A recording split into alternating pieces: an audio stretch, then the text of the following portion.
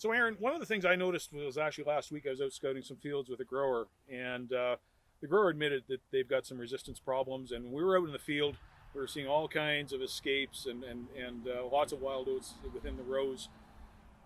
Thought that comes to mind is he's realizing I've got a problem. I want to jump on this as soon as I can, and so they're probably going to be looking at fall applications of a pre-emergent granular product or that sort of thing. Mm-hmm.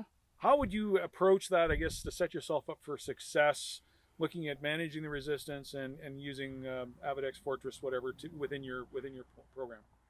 I would start by saying this is not a product for every field because we want this stuff to last. If it's on the field every year, year after year, we're going to have our own resistance issues. So use this on your program, in your fields that have strong wild oat issues, or if you have broadleaf issues, look at edge. Like you got, glyphosate resistant kochia is now really creeping in, right? So edge is really starting to be a heavy hitter there.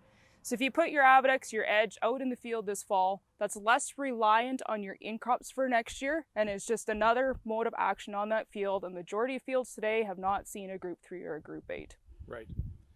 And so any sort of preparation that they've got to look at, like in sort of choosing those fields or setting themselves up for success?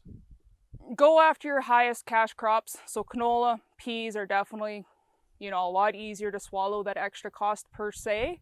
Right. And those are the ones that we're seeing a lot of resistance in this year. Right. So put it in those crops and just go to your weediest fields. And, a lot of people do not want to leave a check strip, but shut off the Velmar for like 15 feet so that you can see what it's bringing to the table. Right. Check strips are so important. I mean, how do you gauge what you've done and the success of your product? So the idea is so important. So, okay, great message.